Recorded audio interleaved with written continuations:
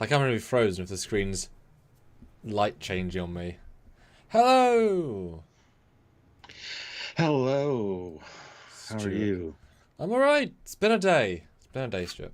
It's already night. It's already 8. It has, yeah. But time zones are swapped back for Sunday for our live Drunkyard's Wrath of Khan. That's gonna be exciting. Tune in. Wrath of God. Wrath of Khan. Yes. Well, the Wrath of Khan. Trek has a few fun pronunciations, them. Whatevering. Yes. What we're doing today, then, Miss Stewart, my buddy, my pal. Well, figured we'd talk about the most overrated ships. Are they overrated for a reason? Are they fantastic? Are they not so great? But yeah, it's a discussion where you guys get to share which ships you love, and we get to talk about them. It'll be fun, hopefully. We like ships. We're back on ships. We do like ships. And this is a very interesting one because it's super personal, of course. How would you, before we get into the ship aspect, how do you define overrated? Not in terms of ships, but as a concept. How do you define overrated? Ships that a lot of people talk about or use as representations for a particular show or franchise and maybe don't know much about them. I think the Enterprise is absolutely overrated in many aspects because everyone knows the Enterprise. You know it's Star Trek, even if you're not a Star Trek fan.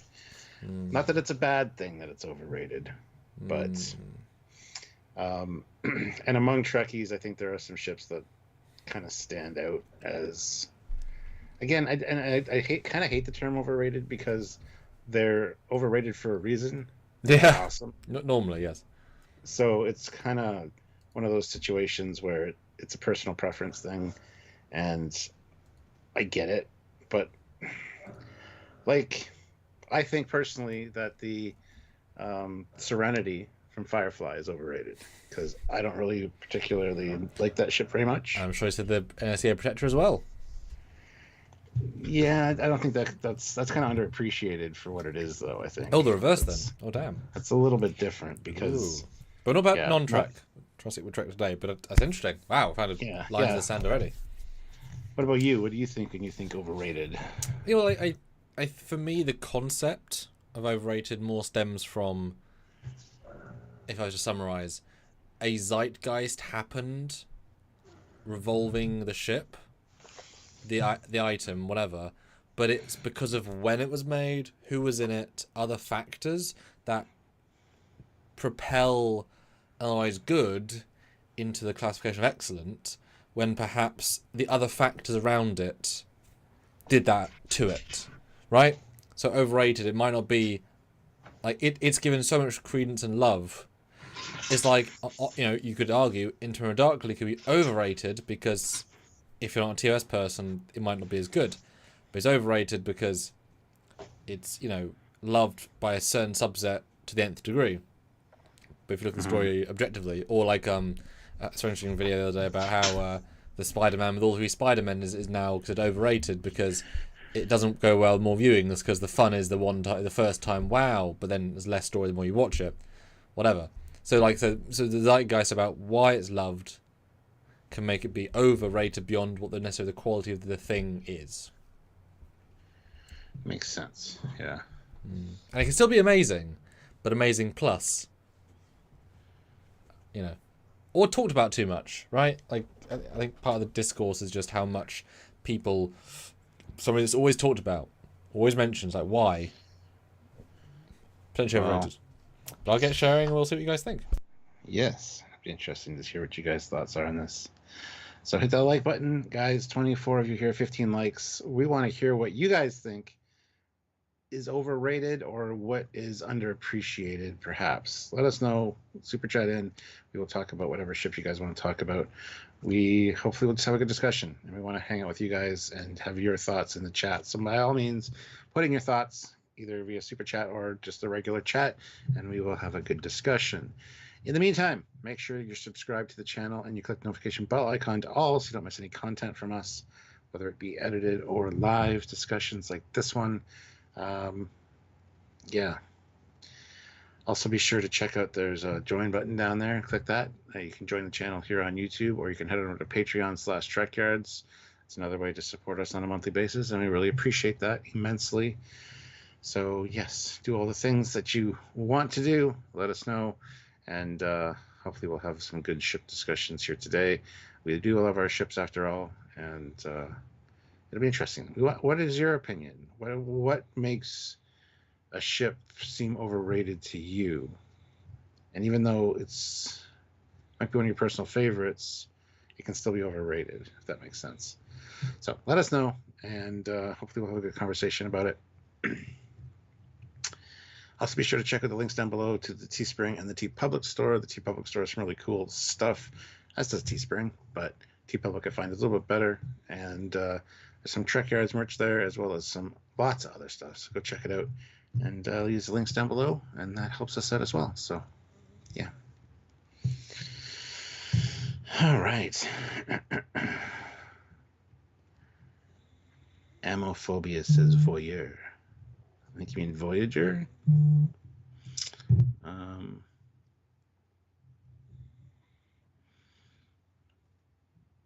Voyager only survived because its plot armor was stronger than its ablative armor. Well, a lot of the ships I mentioned aren't my favorite. I just hear a lot of people say they like them. Yes, I mean, we'll get into that discussion in just a second. There's a difference between a lot of people liking a ship and a ship being overrated. And it's odd because, honestly, the ship on our thumbnail, it's one of the most iconic ships in sci-fi history. It's kind of a refinement of the TOS design, and it's probably considered one of the favorites by a lot of people. And it is one of my favorites as well. But I've got so many goddamn refits. It's, especially the last couple years, it just, I don't know. I see people do 3D animations of it, and it's like, okay, that's nice. Whereas in my 20s, I would have been like, wow, that's amazing. It's almost to the point where it's overrated and become oversaturated, that it's kind of like, eh. Here I am getting the Tomy one in October when it finally released. But yeah, I don't know. I love the refit, but I'm kind of burnt out on it, I guess. It doesn't have that magic for me that it used to have. And I think it's because it's so overrated and hyped up that, I don't know. I don't know if that makes any sense. Yeah, let's start with the refit, as you guys determine what you'd like us to discuss in the world of Trek. Yeah, overrated is tricky because the refit, as the first example, when you swap over to the slides, it reflects a very personal rebirth of Trek. And so it comes with a ton of emotion. And those feelings are not overrated in that they are such a true, wow, it's back. Which Enterprise D is kind of reverse, right? Some people disliked it because it was back, whatever. Like, there's a dislike to a lot of stuff, so it has a different feeling. But the refit isn't used very much. If you look at Trek, right? It had its 6 movies, there's a no TV show, and has only been in Picard Season 3 for a moment. So it's been underused in the pantheon of Star Trek, right? So it keeps its sort of purity in how we know it. So all of our memories are locked into those feelings, and how it's done in a beautiful, model work, etc. So therefore, it's got a quality that most other ships don't have, because they always have something else that's worse, right? Appearance. Overrated is difficult because it is everywhere, but like I said, it's such a small part of the franchise, even though it emotionally is a big part. And it's probably rated about fairly beloved because it's not been it. If there had been another, like if Picard Season 3 had stuff aboard the refit and then built a bridge, and it was like, imagine this has been the space battle at the end, it would be daft. It would just feel silly, right? You could, or brought back because it was loved. The fact that it's been so sort of maintained to what it is kind of keeps it rated, I think, about right. It was overrated, where it's like, yeah. It's a complicated question. It is. It is. I don't think it's overrated. I think it earns the prestige that it's been granted. But like I said, to me, I'm a little burnt out on it. It's just, and a lot of the animations that I see, like a lot of online like YouTube animations of this thing, and it's like those really would have excited me when I was in my 20s. Now I watch them, and I don't know. It just doesn't encapsulate that magic that it used to have. I don't know if it's just not great animation work, if it's something about it that doesn't feel real. I don't know. I don't know how to describe what I'm trying to say. Well, also because obviously I'm a long-term animator as well, but recreating the refit is like a rite of passage. Thank you. Exactly. Yeah. Once you do it, you always want to create the vibe first, and your individual skill level makes that various achievableness. But now with modern reflective materials, you can make a perfect replica not easily, but straightforwardly, right? But then you don't tend to do, most people don't do big productions, it takes too much time. So you don't see any fan films, any large productions with it doing anything meaningful. So all you see is the flybys. And we've seen, and it doesn't have that many angles when you break it down, the sort of ship, because it moved like a miniature. So it has a certain recreationable feel. So it's definitely limited. So therefore, if you see recreations, it's going to be limited as well, right? Because you want to keep it faithful. Versus things like the Defiant or Voyager, you can kind of do more weird stuff with it, and it's like interesting, right? You can land them, you can do shuttle-based stuff. You know, it's got more broader spectrum to play. Do you think any of it has to do with the fact that it was originally a miniature? And for people like me that grew up with that, it just doesn't come across in a lot of the CG, whereas the Defiant and a lot of the newer ships was always both. Kind of always had that. Yeah, exactly. I don't know if that's what it is. Well, to sidestep for a second, I think the fact that you've seen in your house, out of your house, at friends' houses. I mean, how many people do you know have a 350 refit? Lots. That you've seen in person as well. Lots. Yeah, so there is a real distinction between that's a prop that my friends have and a majestic giant thing. Versus, I mean, I've seen the E with you together in person at Vegas. And it does have an experiential feel, right? It's novel. Like imagine if we'd seen, the Borg cube miniature from First Contact. There'd be a feeling associated with seeing that, right? It'd be impressive.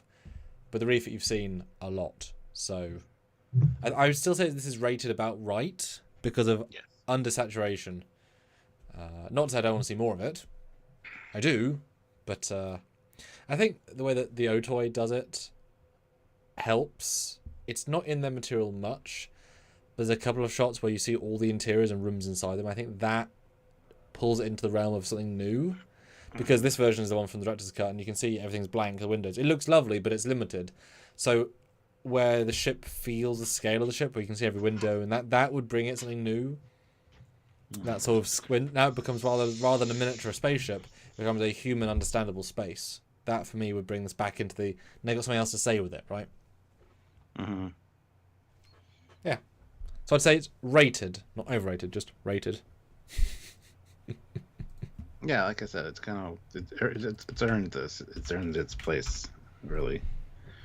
All right. And now to you guys, what you suggest, because I want to know what you guys think is your overrated, because we've all got personal interpretation. What do you consider overrated? I just realized that picture of the refit. I'm looking at it. Those windows on the saucer rim aren't right. Possibly. There shouldn't be any on this side of the.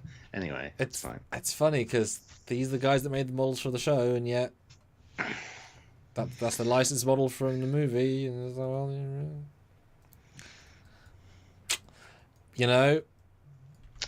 funny that.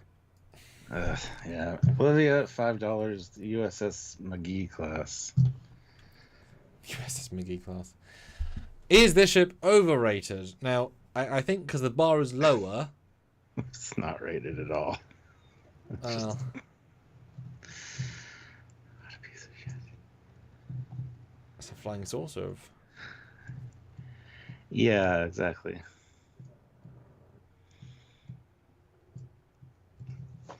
I mean, she's just paying because she knows that I don't like it, so I have to talk about it now. I don't think she actually likes it. With her, you never know. Exactly. Overrated. I mean, any Discovery ship, like even the Shinjo, right? It's so infrequently in media. This, of course, it's a bit of a special shout out in one of the shorts. But is any Discovery ship even rated, except the Discovery, let alone under or over? Because such a small footprint. You know what I mean. Is the concept overrated? Like, is it overrated as a Discovery ship? I mean, it's certainly more interesting to look at than some of them.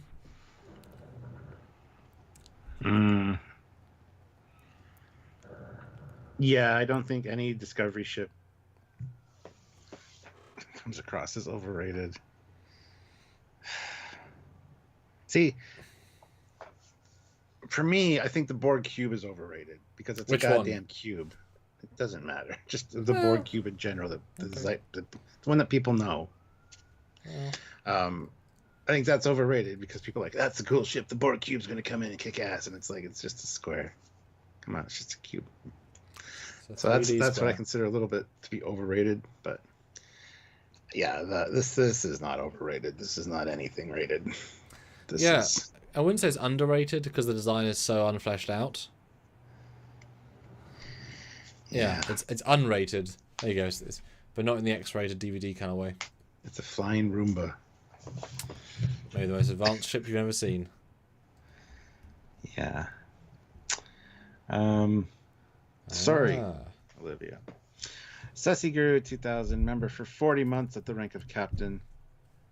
Says, I never cared for the Ambassador Enterprise C. It's halfway between a Connie and a Galaxy, and not in a good way. Too bulbous, too chubby, and overall boring to look at. Bet you've never held a model of one. That was a bitch slap if I ever heard one. Because I used to think the same thing. I wasn't a fan of the Enterprise C at all. And then I've told this story many times. When I built the model, and to hold it in my hand, it is one of my favorite designs now. I've got it actually back here on a shelf above me. Yeah, I love the Ambassador class. It's one of the definitive Star Trek ships for me because it maintains the round saucer. It does tie into both TOS and as well as Next Gen. It's an absolute brilliant design, way better than Andrew Probert's version of the Enterprise C, in my opinion. Different for sure. Like his is fine. It's just something about it just doesn't quite click with me. The simple geometry of the shapes in C of the sea really bring it to life for me, as opposed to the more stretched out, organic look of the Probert one. So, and I don't think the Ambassador's overrated. Again, I don't think it gets as much love as it should get. But they just ignore the miniature at some point and just stopped using it. Yeah. I guess it was more annoying to convert. I don't know. You would think that one that has the implied legacy of an Enterprise, they would, use it. This is a beautiful Roddenberry archive render, which is super cool. It's kind of a soft license model. Looks nice. Yeah, I like the limitations of TNG. I tried to give my ships limitations because having it be perfectly... Like, if you saw a ship like the Minbari White Star in Star Trek, it just would feel too alien because they don't have to run by the rules and logic. This has, like you said, the simple shapes work so well. But overrated, I think this thing is barely talked about. This thing is side noted so hard. It's in one episode mostly, and it's a great episode. But there's not that many exteriors. There's enough, but there's not that many. It's not as if it does some giant battle itself, right? The D is what protects it, so it gets a couple of beauties. One, you can literally see the paint of the sticker, right? You can literally see. Okay, and then it's in I think it's in one DS9 episode, another TNG, maybe two more TNGs, and they're always side ships. At least with the Ambassador, you get another hero moment, but it's never given any time to shine. So it's who talks about this ship, right? So I think overrated. I mean, it's just not talked about, but I think it's a really fascinating end of Lost era set of shapes that is everything and yet nothing. It's fascinating. Yeah. Yeah, there's something about it, like I mean, it was done fairly quickly by Rick Sternbach, thrown together for the episode, and I think it's a beautiful design. That being said, I hated it for years, and it took me actually like building it and having it physically in hand to like really appreciate it.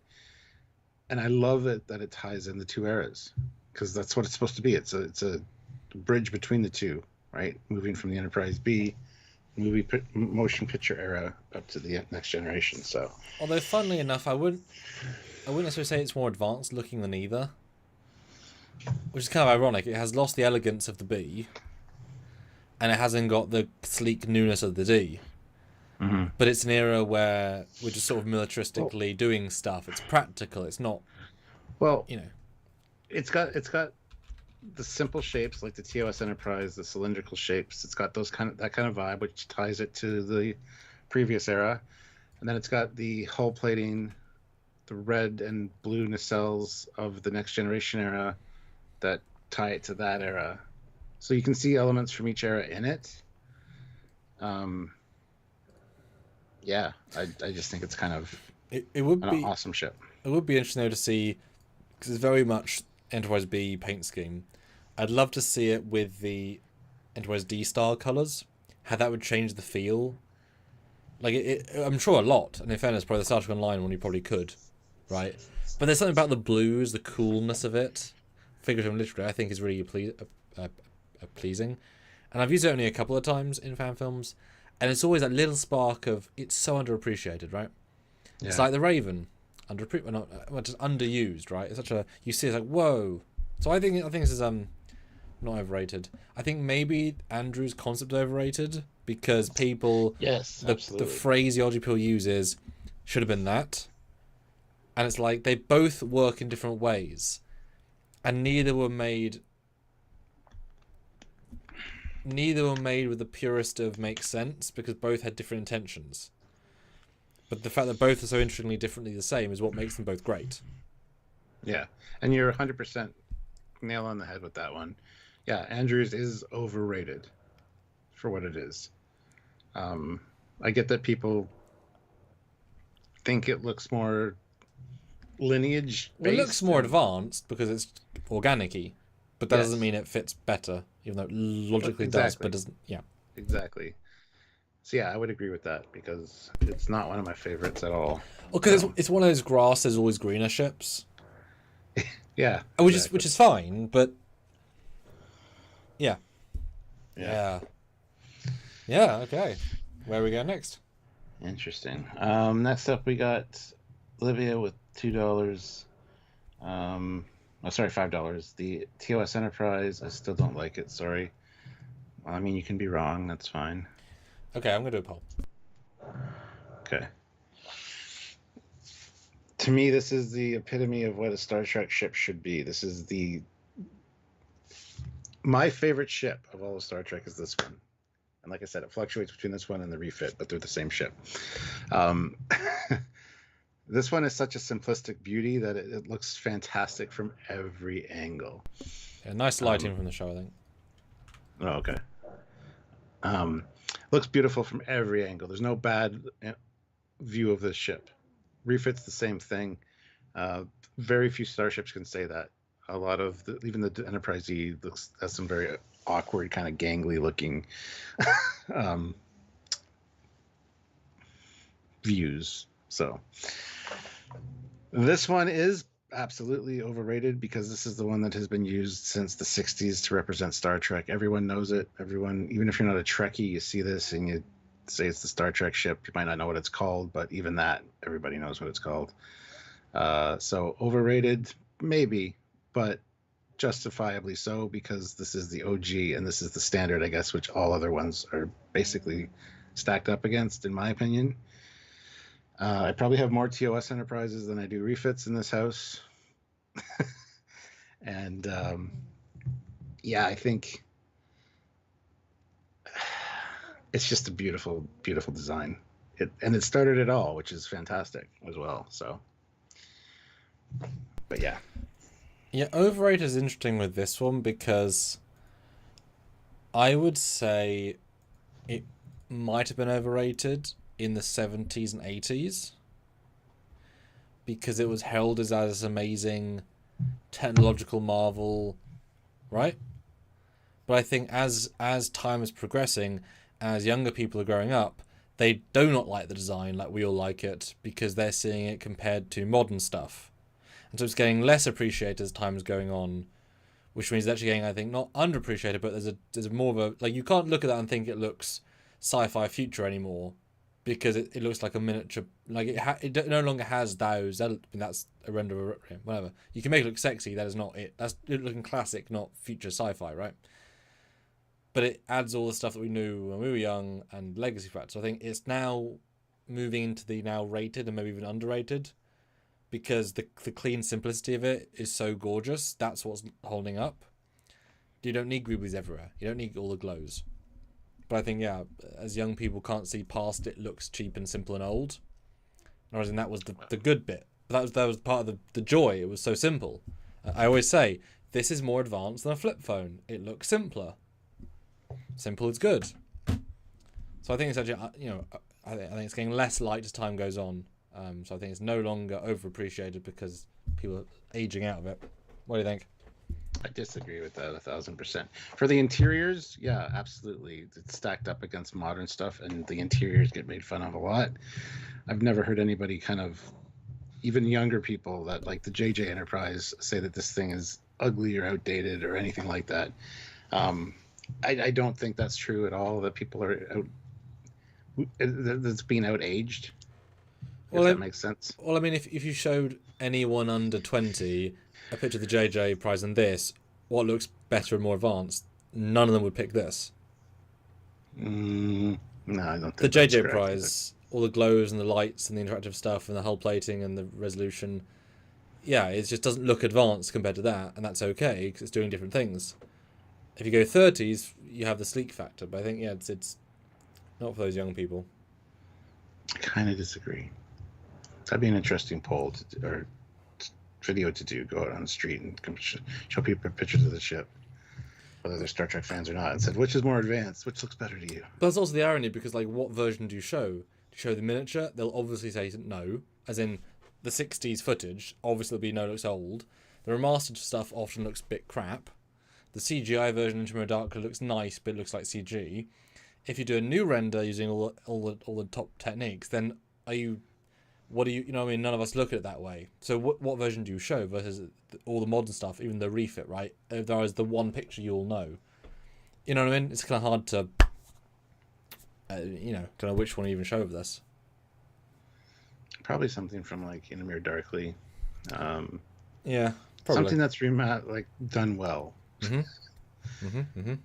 That's the thing. They have to have the same kind of lighting and everything. You can't show them a screen grab from the 1960s. Because that's just... And not the remaster itself, because it is poor. Yeah. All so right. yeah, this... But vote in the poll. Gorgeous ship. Yes.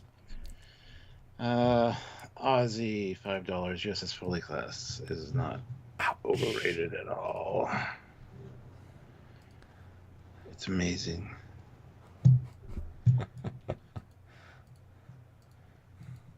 That's a brand new render, guys. Woo. I don't know if that's the best view of it, but yeah, it's fine. It'll be fine. It's from the show. Sort of shot. Overrated. I mean, not to sound brutal, It's but overrated. It's overrated in my mind. Oh. Let's put it that way. Okay. Because I designed it, so I mean, hey, look at that. It's awesome. But yeah, this I was with somebody, and they watched our video on this with all the great renders of Matt's model, the updated version, and it kept getting compliments on it, like thing after thing after thing. So I yeah. I mean, if more people knew about it. It just takes because that's the funny. This thing does not look miniature-y. It holds up. It's busier than TOS Enterprise. But the fact that glows interact, the fact that lighting's more real. Yeah. Yeah, it was rated well. And you will be seeing this.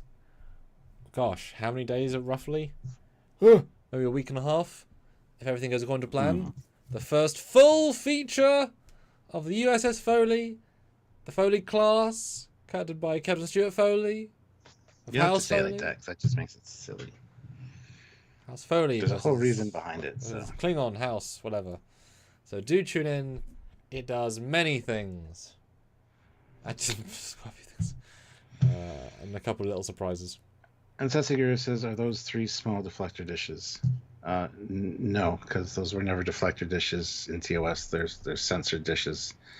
So one's a deflector dish, other ones are communications, long distance communications arrays, and special sensors. There's one on the back too, because it's long distance communication array.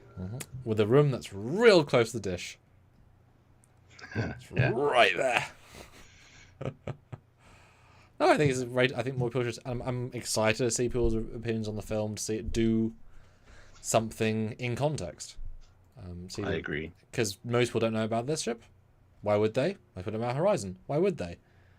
Most people even don't know about the Andropro ambassador. Like 51% kind of most, right? Yeah. But seeing it so well realized, yeah.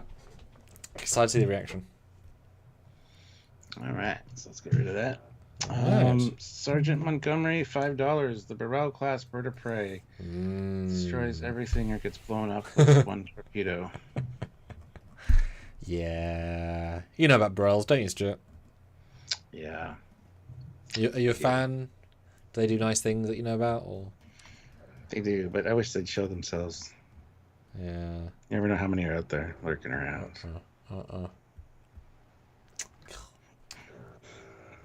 Burrell, this is an interesting shout, because this is in everything. You cannot get more oversaturated, probably, for a Star Trek ship. Yeah. Your thoughts on being overrated? Before I get to that, I just want to address a comment. Shadows82 says, question, does the Foley class have 2 warp cores? Yes, it has a T warp core. This is the main warp core. This is the horizontal one is the secondary, and when the third nacelle slides up into position and the ship separates, it becomes the warp core for that section. There's a whole manual on how the T warp core works, but we're not going to get into that. That's not what we're talking about today. So yes, the Burrell. Absolutely overrated as a Klingon design, because it's not a Klingon design. It's a Romulan design. It was designed to be a Romulan ship. It's a fantastic design. It is iconically beautiful. It's sweeping. It looks great in motion. The different flight modes make it something unique and visually interesting. But it became kind of the generic bad guy ship. You'd see it after Star Trek 3, you'd see it turn up in like Next Generation. Just it's everywhere, and fleets of them, because it's Burrell. You know, it's about a dozen officers and men. It's a small little ship until it's huge. But that's fine. Overrated. Yeah, I think for the Klingons, it kind of is overrated a little bit. I wish they would use other designs. But it's fine. It's fine. I guess that's where I'm going with that.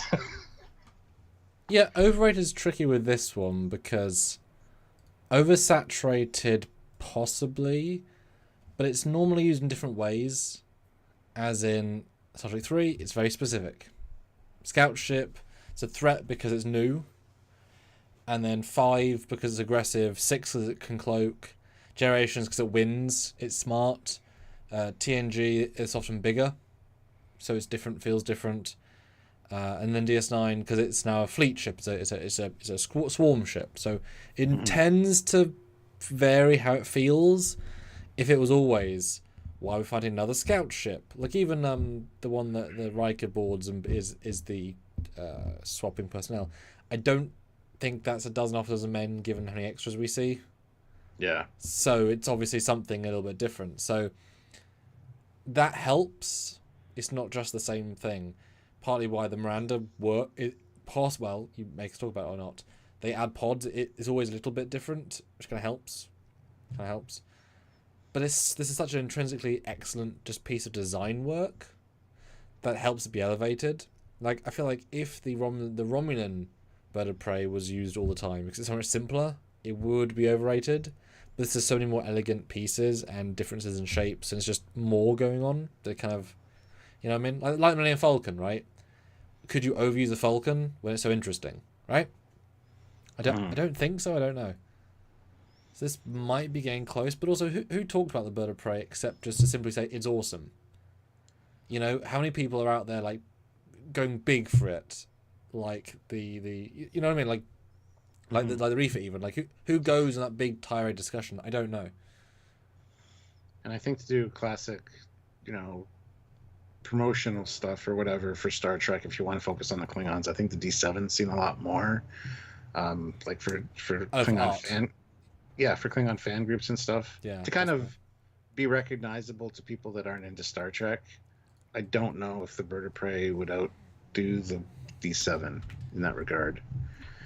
Although obviously you mean Katinga, really, because the 9 times out of 10 is a Katinga being shown versus a plain D7. I'm just thinking of like the Klingon fan groups that have like silhouettes of D7s. You don't see any details, so it could be either. And just little pimp my ride. This is a DS9 render of that model, and this is my custom model with better lighting. Very nice. Sexier? I think so. Yes. Yeah, I think this one's close. But isn't it just so loved? Like, maybe because they never built many sets for it. Like, all you really have is the few visuals. The bridge, the exterior. I don't know. Close. Good question, though. That was a good contender. Yeah. All right. Thanks, man. BJ throws in $2. I love the C better than the D. Well, there you go. I want to do more with it. I want to do more with Ambassador class. We do have the bridge. I haven't made it that version though, but it's a weird bridge to film in though, to do shots, because there's nothing on the front, and the sides look boring. So it's amazing looking back, but as soon as you start turning the camera, it doesn't quite have the depth that you'd like it to have. Susiguru $2,005. The Galaxy X. I don't like the spinal phaser lance, and I especially don't like the third nacelle. Yeah, I think this is a good example of one that's overrated, because people are like, oh, it's so much better than the Enterprise D, it's got another nacelle, blah, blah, blah, blah. And we've talked to Andrew Probert about it, and he's not a fan of it. Boy, did we. I'm not really a fan of it either, for multiple reasons. It's a beautiful design that has shit slapped onto it. Wonder where you're going to go with that. And not integrated very well at all. There's a few elements I do like about it. But yes, I think overall, even people were calling in Picard season 3, like, it'd be so cool if it was the Galaxy X I said instead. That. Well, as an extra, yeah. Because that's like the next evolution, and da-da-da. It's like, yeah, but no, that would really piss a lot of people off more than would appreciate it. So, yeah. This, I think, it's goddamn fascinating. It's in like 5 shots. You know, maybe 7 to 10. But it's a ship we've known and loved for 7 years that's now better because it's more powerful. It rips through Negvars in like tissue paper. Yeah. Well, and this is my friend David's gorgeous render from like 15 years ago, and it looks absolutely gorgeous. I mean, it's just an amazing job with this shot. I do think it's overrated because it taps into the power fantasy that goes against Trek a bit. And I feel like when you picture this thing firing or doing its thing, you never linger on a close-up of the thing that's firing. You think about what it's doing as it's flying by, because if you look at it, it's just a giant cannon shoved on the bottom. It's not as elegant as it you know, and certainly you don't think about the gun turrets above the bridge, which are all awkward and weird, and right. But you associate the beautiful Galaxy class with a different flow, and the third nacelle is a different flow, and I have nothing against that per se. Yeah, power fantasy is a little bit too much. Yeah, I don't mind the addition of the third nacelle. Like, I like the idea. I bet you don't. I was Dreadnought boy. Yeah, But the phaser lance, those, like you said, the weapons by the bridge, they look out of place. There's like larger photon torpedo launcher things up there too, which like right above the bridge, like you would see them, and yeah, well, actually, you would see them because the dome, yeah, sure. yeah, which is kind of ridiculous. But the third nacelle, I don't have a problem with the way they integrated that. The extra bits on top of the regular nacelles Fine. are a nice touch, Yeah. and so are the little fins on the bottom of the struts. I think it looks good. Yeah, they do something. Yeah, but the phaser lance and stuff just seems like very haphazardly last minute thrown on, and it's not integrated or graceful at all. But can you imagine being said, right, you've got a week to design the next generation Galaxy class, and by the way, you can't damage the model. Okay, so we can't change it, and we need it to shoot it. Well, I guess the forfeit probably, but like it's a hard thing to add and not change. Like you probably would redesign the entire middle of the saucer to integrate it, but then you have to rip it and cut in. Like you just can't do it. They're destroying the miniature or building a whole new one. So it was always going to be a. But also in the logic of the story, this ship was in mothball, took it out of mothball, and then did something to make it more powerful again, which was add-ons. So it makes sense. It's just not elegant, right? Yeah. I would say this is overrated, but because it's remembered for all the wrong reasons, but those reasons are cool reasons. Yeah. This one's a good example. Like they said, it tapped into the power fantasy. Because this is like a high school jock being like, yeah, it's better because look at all those weapons, man. It's got that kind of vibe to it, which I think speaks to more of the general audience than the ship-loving audience, if that makes sense. Which is where the Warship Voyager is kind of the opposite. It's designed to look a bit silly. So it appeals to the, I see what they did there, and so it kind of bypasses this and goes to the city version, so that works better because it's not taking itself seriously. And they also commit more to the joke, which is shove everything on everywhere. So I think that works better as an X version because it's not a real ship. So yeah, this is a good example. I like this as an interesting shout, guys. Good shout. Mm. All right. Let's see. Brett Dean throws in $5. Insecty ships like Jem'Hadar and Insurrection baddies. A style of ship. Okay, let me find the Insurrection ship. Here's the bug ship from the Dominion bug ship, and so you're saying that these are overrated?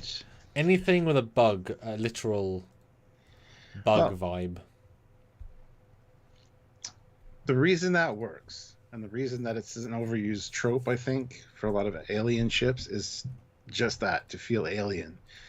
Bugs creep people out. Bugs give people an uneasy feeling. So when you design a ship that's supposed to be like, something that another species has created to create a sense of unease, you make it look like a creepy crawly that people don't really enjoy and don't really like looking at or thinking about.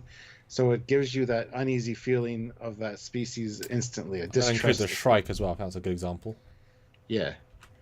It gives you a distrust of them. So yeah, I think the reptilian theme being carried over is, even in other sci-fi as well, it's just tapping into our psyche to show us that it's a species that's completely different than us. They're not mammals.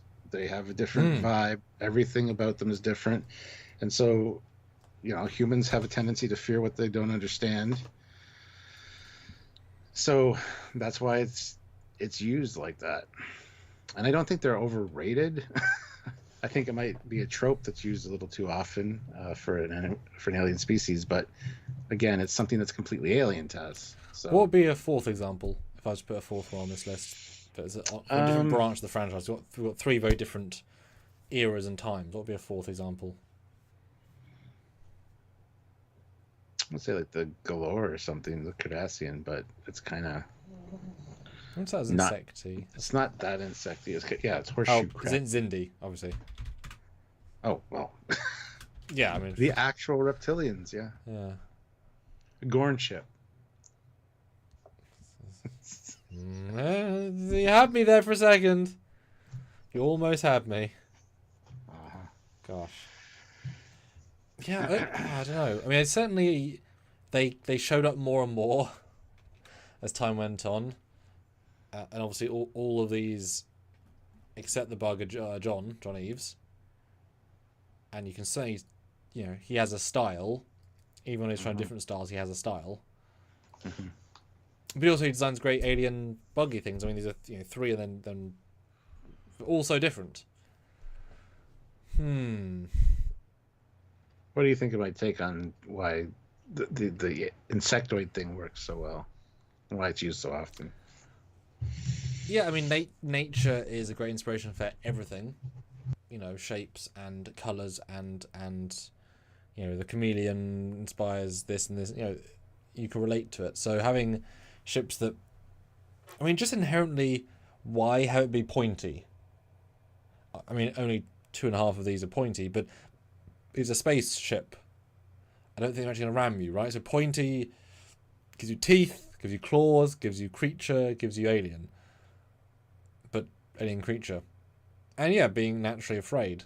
But given that most creatures with distinct claws or teeth are predators or aggressors, right? And that again doubles down. The sonar stuff is an interesting example. That's, like I said, more bug in the beetle style. It's but they're not meant to look aggressive per se. The other one's a bit more aggressive, but I want to go for this one because it had the pincers.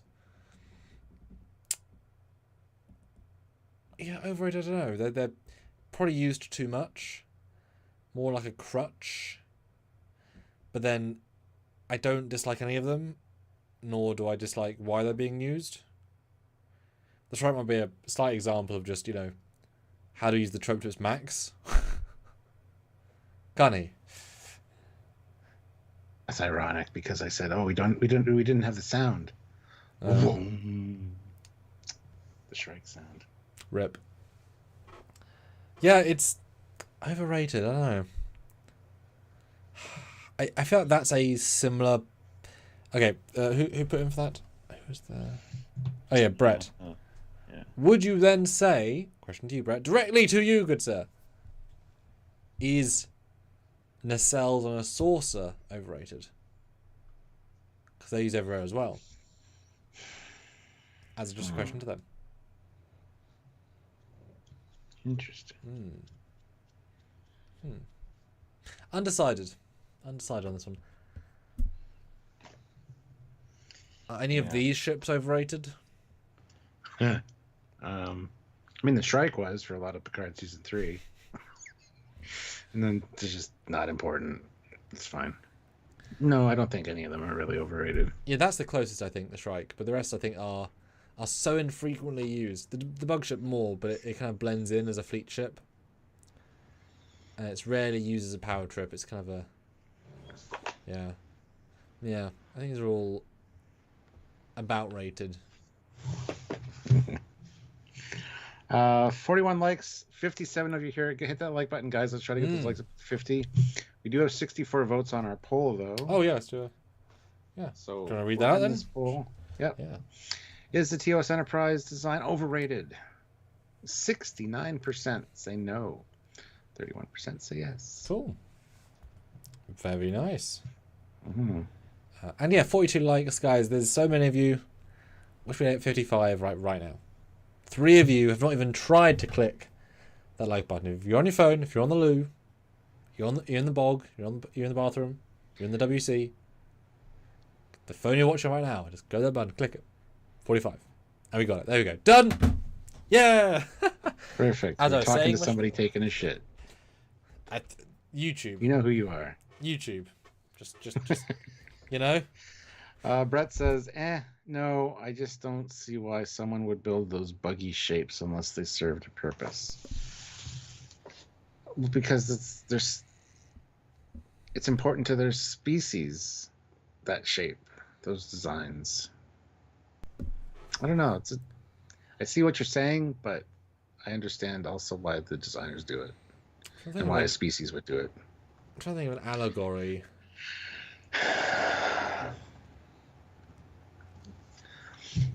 Most things are there for some sort of function. I'm trying to think of a car equivalent. I mean, I guess, why would any car have suspension that lets you go dump, dump, dump, dump? It's pointless, except the point is to show off. It's to make a point, right? Oh, you mean one of the hydraulic lifted cars? Yeah, just waste everyone's time except for those that care, right? I mean, but I would also imagine that these races, they very much could, like we do have with some things, have seen a creature on their planet. All these ships could be a creature on their planet, and a designer took inspiration from the Rectel Dari creature from the fourth continent and sketched that into a ship and thought, I've always liked this shape, right? It's something as simple as that. Yeah. It's like I think a common theory is that the Romulan bird is an actual bird of Romulus, like the bald eagle, right? It's just so there could be, like the Shrike could be a actual creature on the designer's planet, and they use it as inspiration, right? Right. Yeah. All right. When is Star Wars Celebration? Is it? Do you know when it is? Soon, with Rey, but because Mark just said he's in Japan right now. Different reason. Yeah. Oh, okay. I was gonna say Ray's there as well. So message Ray, but no. April 18th to 20th. Yeah, it's coming up. Yeah. Interesting. Okay. What other polls for this? I got one. Okay. Next up, we got Olivia with $5. USS Horizon, overpowered, overrated. I'll let you go first on this. I don't think it's overpowered or overrated. I think it's actually an underrated design, to be honest. I mean, it was designed by Sam there, as well as Rick Sternbach helped out. More Rick than me, in fairness. I know, but just shut the fuck up. Just ruin the illusion. I didn't have any help with the Foley class. There you go. I mean, Barry had a little bit. Well, no, that was tweaking. That was Yeah. different. Yeah. It was designed before he got it. Yeah. Yeah, I agree. Anyway, I mean, might be a little over flashy in a few spots. I mean, having 6 sets of nacelles. Well, 3 pairs of nacelles, 6 nacelles. 8 coils. But no, it's not overrated at all. He's never pushed the narrative of it in his fan films, even though he could. I really haven't. It's never focused on. Really hasn't. So yeah, it's absolutely underrated. The Foley class is more overrated than his is, with the way that I kind of talk about it. He's very humble about it. So yeah, it's not overrated at all. It's a great design. Thank you. It is in a couple of pieces, but shockingly few, because it doesn't. Yeah. Also, in theory, you'll design every goddamn set, which is frustrating because, god damn it. And it's definitely not overpowered. It's not a particularly powerful vessel. Like, it's just because it's advanced, it's powerful. Like, it probably outmatches a Sovereign, but that's because it's newer. Whereas Prometheus, which is newer than Sovereign, probably outmatches this. But then the next E upgrade would outmatch this. You know what I mean? Like, that's just the time of the year, right? Mm-hmm. Yeah, I think it's, not overrated. But often, I think mine's bitched at more than yours because of the nacelles. People bitch about it. Yours had no particular... But I guess the name, Captain, but that's only one film, right? But no one knows unless they watch that films. And we don't mention the other film, so... yeah, I get more complaints, I think, on mine. Yeah. Which is sad. I mean, we both added extra nacelles, so... And mine are literally the entire point of the ship. And yours is twice as good as mine, because I have 3, you have 6. Yeah. You take my ship and times it by 2, you got that. I didn't. And every design of the goddamn nacelle is different. Every single nacelle is like they're all functioning different things. It's not as if I kit bashed. Every single one is different. I challenged Rick to design new nacelles, and he did. Several of them. Thanks, Rick. That's awesome. Yeah. Yeah. But thanks. Gosh, have I done overrated design in fan films? No. No. No, they're just not used enough. Exactly. I mean, I've used the Dreadnought Dominion a lot. My and Nick's version of that, which I quite like. Obviously, I did that. Maybe the Romulan battleship, because people complain a lot about being, not Klingon. It's like, we know! That's the point! Backstory, go look it up. Yeah. Interesting. Mark Lawrence, $10. Oh, thank you. Got up early enough to join for a bit. 6 a.m. in Japan. Well, Oof. Thank you, Mark. Good to see you. Very good to see you. I have to say, the Breen designs used in the Dominion War in standard def on a 19-inch TV, they always look like a broken DS9 glued together flatly. Oh, interesting.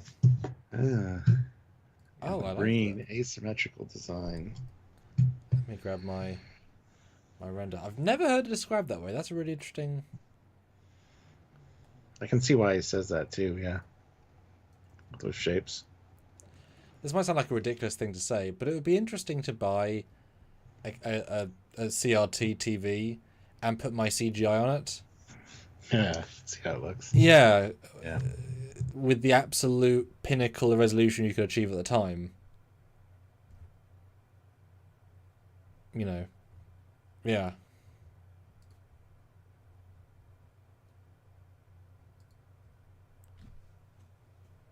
What's that, Sonny? I said the Breen design, not overrated at all. I think this might be slightly overrated.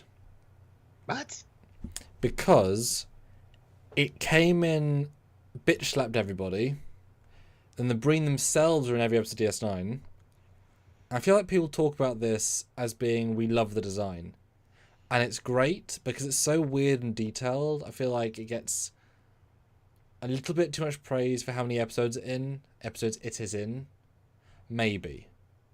Like that little bit of, maybe. Or is it a zeitgeist ship, right? Yeah, I mean, when it did come in, it was a little overrated for the power dampening weapon thing, but it was very quickly kind of subdued by the Klingons. So, I also think probably it's just fun, until we got miniatures of it, I feel like people loved it from their memory of it. But when they got it, they realized, oh, it's pretty good. I feel like it's a little bit deflating to get one in person because it's not quite as cool, the weird shapes, as I think you think it is.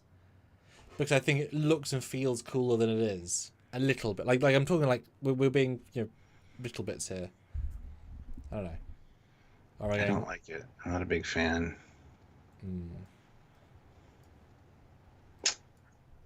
I love that it turned up in Prodigy. Or no, Lower Decks. It kicked it. Yeah. It was mean. Yeah. But yeah, not overrated, I would say, no. Susiguro 2000, €5. The Ferengi Decora, not sure why, but maybe because it looks like somewhat weird cookie. Huh. A cookie. A cookie, you say? This is why we like doing live shows. You guys have interesting ideas. I mean,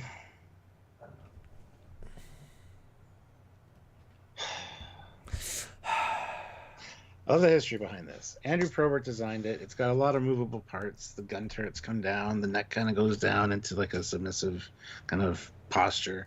It was motorized. It happened once, apparently, and then everything broke. So you never saw it again. So the ship itself has an interesting design story. Overrated? No, absolutely not. It's one we barely see, honestly. It was supposed to be one of the big bad ships for TNG, and the Ferengi were supposed to be one of the big baddies, and it just never panned out that way. So it's a cool design, though. This is one we enjoyed seeing show up in Prodigy, because it was very well represented on screen, and it was a huge surprise to see it, honestly. And yeah, it's got kind of a horseshoe crab like vibe to it. It definitely looks like just a horseshoe crab from the top. So going with that organic vibe. It's an Andrew Probert design, organic. Yeah, Overrated is odd on this because it's used enough sprinkled around the universe to be ever consistent. But is ever used a lot, inverted commas, right? Is ever used a lot or enough to feel like it was used a lot? You know? Yeah. Yeah, it's... because it's so of its time. But that, I think, makes it ageless. You know? Because you wouldn't design this even 10 years later. They didn't, right? They didn't. Because it was such a hero ship intended to be. So it's really well detailed and thought out and proportioned well and interesting alien. But it's not used a ton. I don't think it's underrated, though, because I think people who like it like it. Maybe it's a little bit overrated, but like an absolute smidge. It's just so different. And Darren Wagner says, I always heard that the Marauder, which resembles the symbol of the Star Wars Rebel Alliance, was meant to represent the corporate greed of George Lucas. LOL. I don't think that's true. We've talked to Andrew Probert about signing this, and he's never mentioned anything like that. So I severely doubt that. Well, it's also, given the first episode, they're marauders who are mean. There's not really any profit. Like that, yeah. I mean, they grew up grubby in other ways until later they become how we know them. Yeah. But that's not how they are. They're more evil, mean things. Hold on one second. Yeah, they're a very different style at the start. I don't even know if Andy knew about the rebel symbol. That's interesting. I wouldn't have thought that. And guys, there is the poll, which I did with 32 votes. Is the Enterprise E overrated? Currently got a no, a 66%. Yes, 34%. Yeah, guys, keep submitting interesting ones. There must be some all-time classics that you think are that you obviously think are overrated. And they could be one-offs. They could be like Krum Time Trip, perhaps. I don't know. Scimitar. Are these overrated? Don't know. It's a really good one so far, of course. But is it overrated?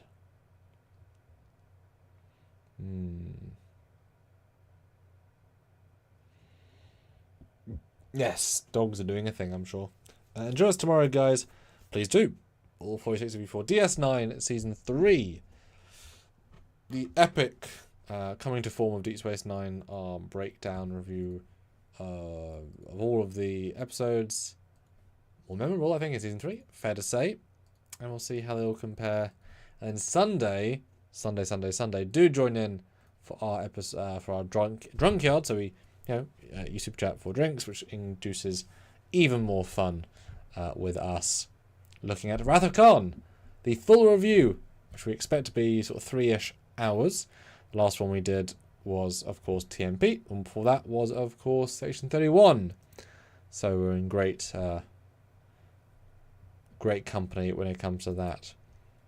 So just for Sunday, yes, Sunday, the same. Will be the same time as previously normal. Yes. So I'd say a little bit overrated, like an absolute tiny amount, but pretty fairly rated.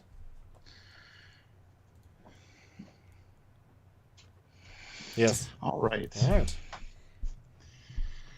Next up, we got 3. Classic for real, $15. Sovereign, whoever disagrees can at me. All they want. Plus the Dauntless, NCC 8010, or NCC 80180, or whatever. And you know what? I love Defiant, but objectively, it's a frisbee, a brick, and a warp and cell mashed together. And do you see Classic for Real's bra comment? No. It's just a normal chat comment. says, bruh. I guess that's what I get for coming late, bruh. If you can find that. Can you see it? Sure, yeah. Read the one below it. Easily the Prometheus class. But who said that? Nick. Thanks, man. You built a bloody Horizon class.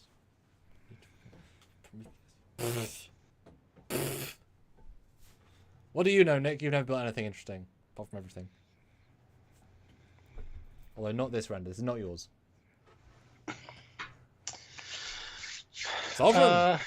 The Sovereign class is another one that I think is a little overrated. I mean, it's a fantastic design. I don't agree with people that say it's the best Enterprise. I don't agree with people that say that it's better than the Enterprise D. I get it. It's a battleship. It's more militaristic. It looks meaner. But it's got some ugly fucking angles. This angle is fantastic. Some of these views of the ship are fantastic, but there are some angles of it that just does not hold up. It's got a very interesting design. And I honestly feel like a lot of people say that the Enterprise E is the best Enterprise, and I absolutely fundamentally disagree with them. So yes, this is a little overrated in my opinion. So there we go. That's my thoughts. I think this is definitely overrated. Perfect. This is the one I was thinking of, and I'm glad we got there. Sorry, Nick. Because this, I think, is... I was... Remember I spiel at the start about the social zeitgeist? This is the first contact ship. Which is the first best, or second best, or the third best movie. Maybe the fourth best, but it's in that top 4 of everyone's list, right? First contact. So all the good stuff that comes along with this ship is the movie, is the cast, is a game. New sets, expensive, all that stuff, right? Along with just the design. When I look at this design, I've done a lot of ship work now. It annoys me that we've gone back from Rick Sternbach's gorgeous window logic. There's so little oomph to the window arrangement on the ship. It feels plain to me compared to the Voyager, which is so well thought out. That's the main complaint I have in terms of like logic, is losing the cut-ins that add depth. You know, deflector, neither here nor there. And the fact that this design is then copied verbatim, the nacelles, the back line bit. It's so derivativized in the future that, you know, no one ever copies the D, but everyone copies the E, like that style. Look at Voyager A. It's just a Sovereign. Yeah, so I think because it's a beautiful design, but it is so highly praised because the movies it's in, the shots you see of it, the sleekness, which is a lovely thing. But I find probably more charm in the Enterprise D because there's a lot more character. It tells a bigger story of the weird proportions, of the comfortability, of the under-detailing in some ways, of the curves. This is exactly as it's meant to be. A sleek battleship that looks fast. Yes. Mm-hmm. There's less character to me than the Enterprise D. Yeah, absolutely. So I think it is overrated, but also, like I say, it's where it is in and what it does. It still is amazing, worthy of a high rating, but I do think it's overrated just that little bit. Yeah, I agree with that. And the poll is the Enterprise D overrated, yes or no? So go vote on the poll, guys. 44 votes. And hit like. We have 56 likes, so let's get to 60 if we can. Not a problem. Should be able to do it. Go do it. Do it. Do it now. Right, so next up, he's got the Dauntless. My render, because it's a cleaner render. Which I don't think is overrated. It's just not rated. I was going to say, for those that don't know, what's the Dauntless from, Stuart? And also, this is my render. Prodigy? Yes. So not Voyager, season... You said so. Oh. Well, yeah, that was the NX-01. Was it the NX-01? Yes. What was the number? It was, no, just NX-1, wasn't it? Pretty sure I was. Maybe. Anyway. Yeah, so this was based off that design. But this is the Starfleet version, Janeway's ship in Season 1 of Prodigy. And not a fan of the design at all. And I don't think it's overrated at all. And even in that show, it's not overrated. Yeah, the problem with this, as you know, is the back doesn't work. The front's glorious. personal opinion. Yeah, the front, I can get behind that, yeah. Because it's just so cool and interesting, and then the cell design you prefer. Like, there's so much design going on in the front, and then they sort of just stop the design in the back. At least it's different to the other one. Yeah, I think, no one watched Prodigy. I think it served very well in Prodigy. I think it's shown great. I'm really going to like it having what Nick, him again, he built this with poor reference, but I did my best. And we improved it by adding more details. Like the weapons. Adding details to it are good. Mm-hmm. Yep. I've used them all as well. Yeah, this is, what did I say, underrated? Just underknown. But I'm super biased. It's like the Protostar, right? I've worked with it in such an intimate way that I have all these other memories of it, shots that you guys haven't seen yet. Like, it does some serious stuff in episode 6 to 10 of Prodigy. Like, it's so much stuff. Yeah. Not overrated. No. No, not at all. Yeah, it's NX01A. That's what it was. Voyager. All of the numbers.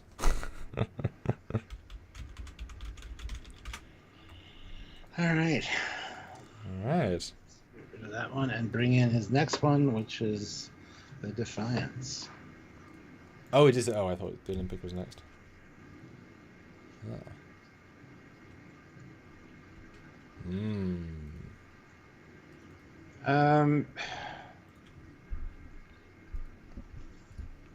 Is it overrated? I don't know. I mean, it kind of saved the S9 a little bit, giving something more interesting to do and look at, way out of the realm of traditional Starfleet ship design. Even its purpose, being a warship, specifically for battling the Borg. I mean, it's... Also, we got a lot of awesome footage of it doing a lot of amazing things. Maneuverability, fighting so many battles in the Dominion War.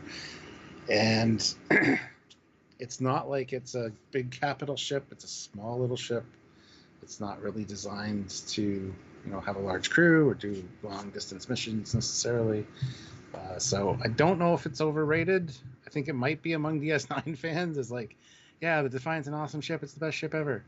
Again, I don't agree with that necessarily. It's its own unique kind of class of ship. It does its purpose built, and it does that purpose very well. So, I do hear it thrown out quite a lot when we do ship discussions and stuff. So maybe it is a little overrated, but it does what it's supposed to do, and it does it in with a lot of style. So maybe it earned the overrating by DS9 fans for saving the show. I don't know. But meta. It kind of did come in and save the show. It has all the pew-pews. It's cool. And Raj says directly to me about the Enterprise E. Samuel, Enterprise D, had more screen time than Enterprise E. If the E had the same amount of screen time, I'm sure we would have seen more character of the Enterprise E. Your thoughts? I don't even know what that means. We've had 7 seasons as the hero ship.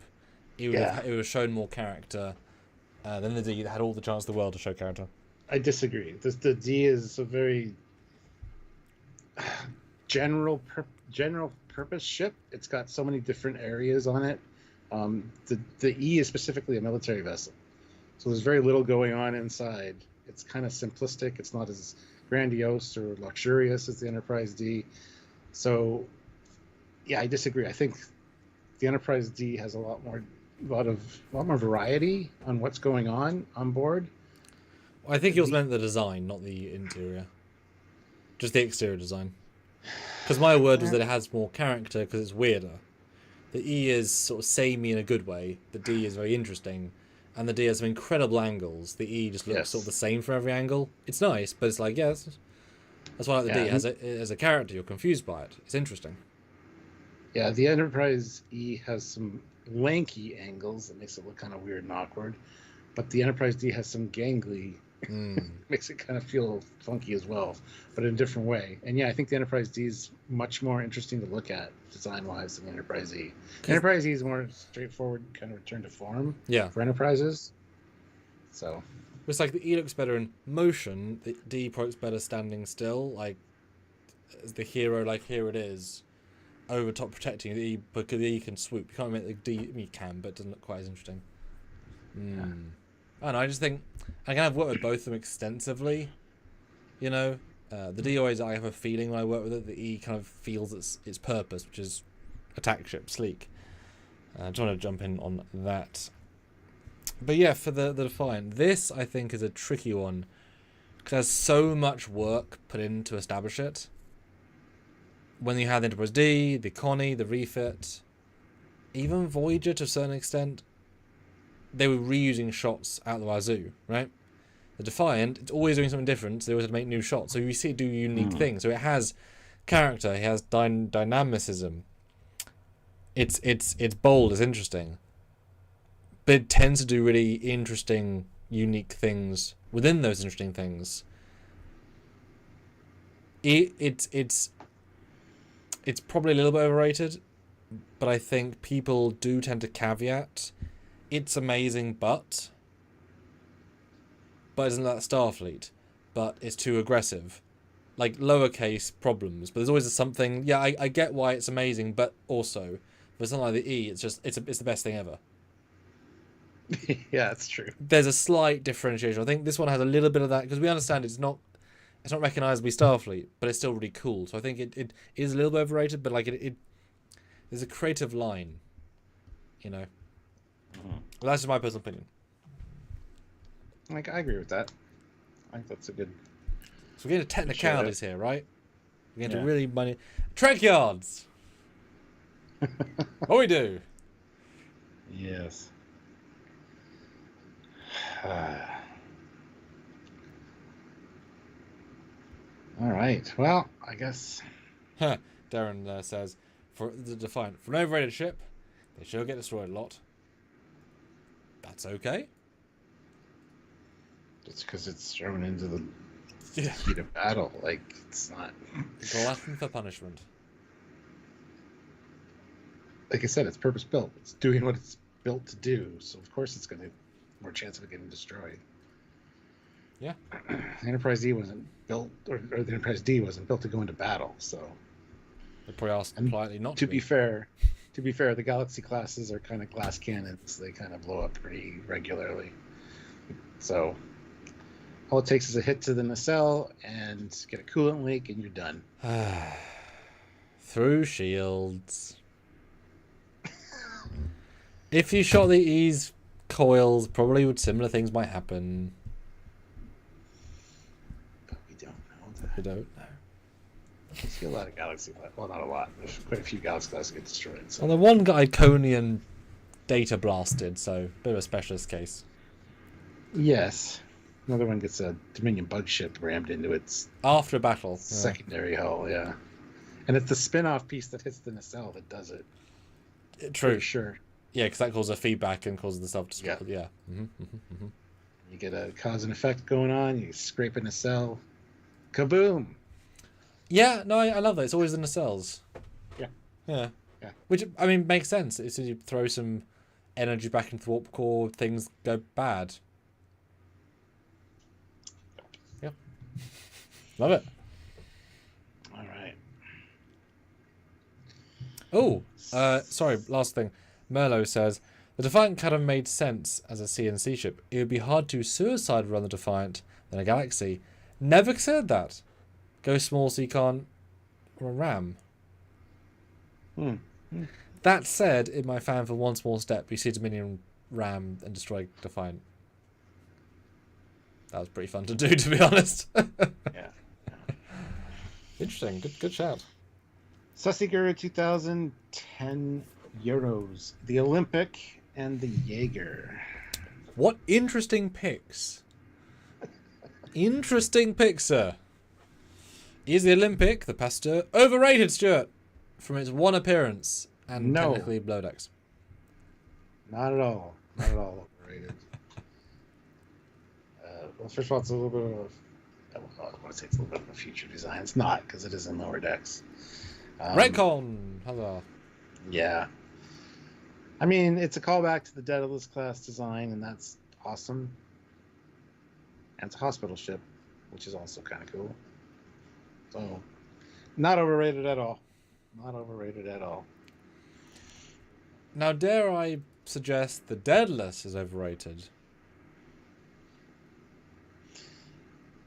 No, it's not. And end discussion there. If someone wants to have a full discussion, put in now for it. I'm just saying, because that'd be an interesting little debate there. Yeah. Because this thing's never talked about. Daedalus is. This thing is not. But there's so many nice choices design-wise here. Right? It wasn't just used in the past, it was like, let's do something different.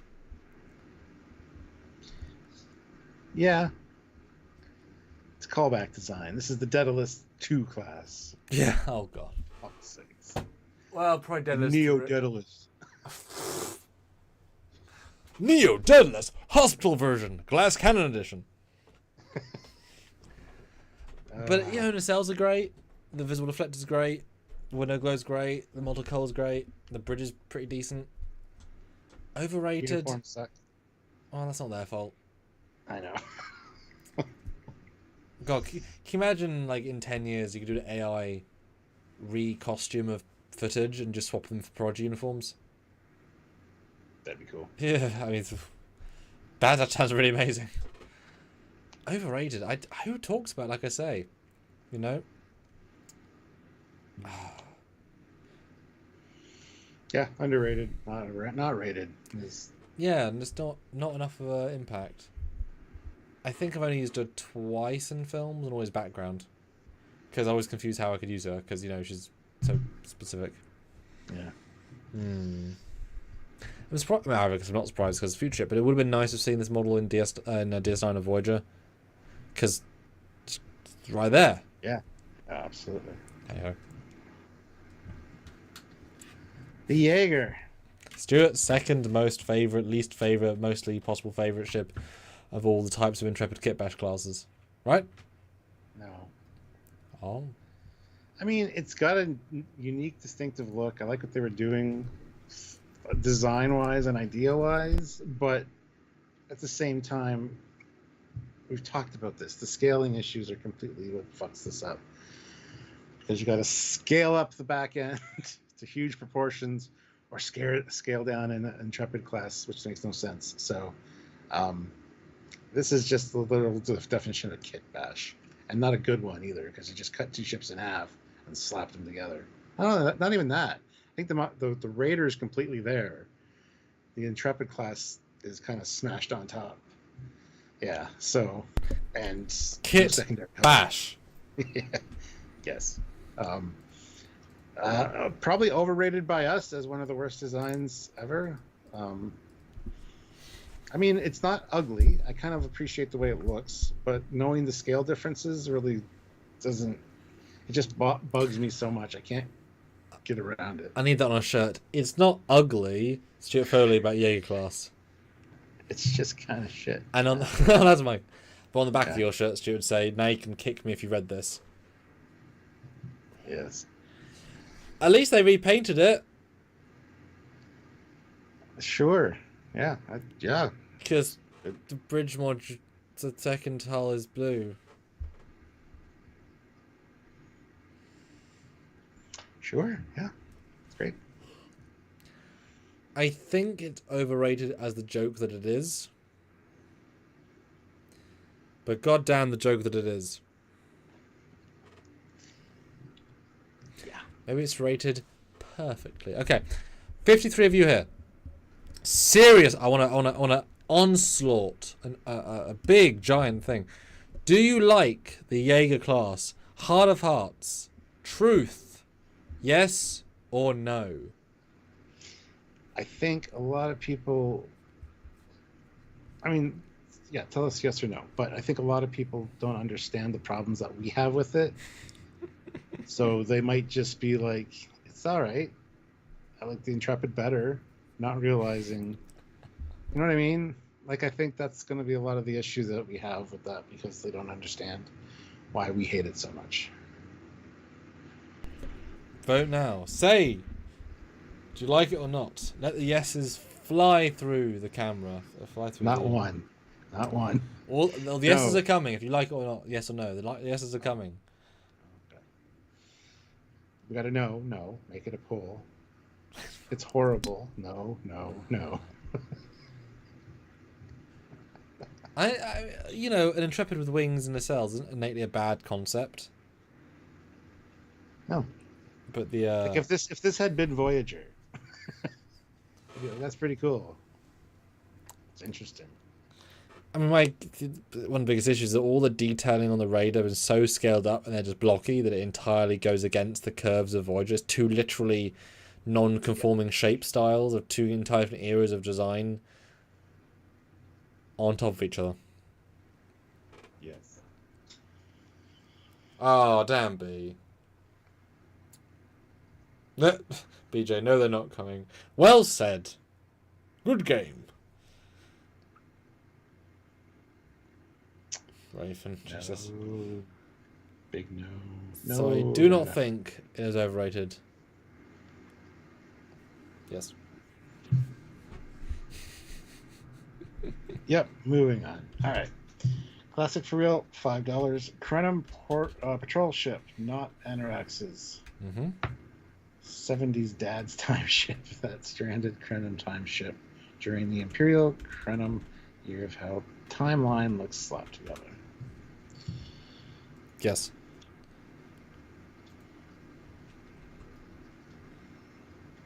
Yes. Should be right there at the top.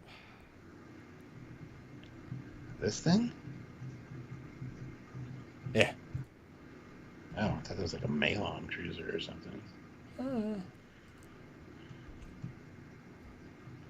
That's the first one they find. And Stuart hung up on me. How charming.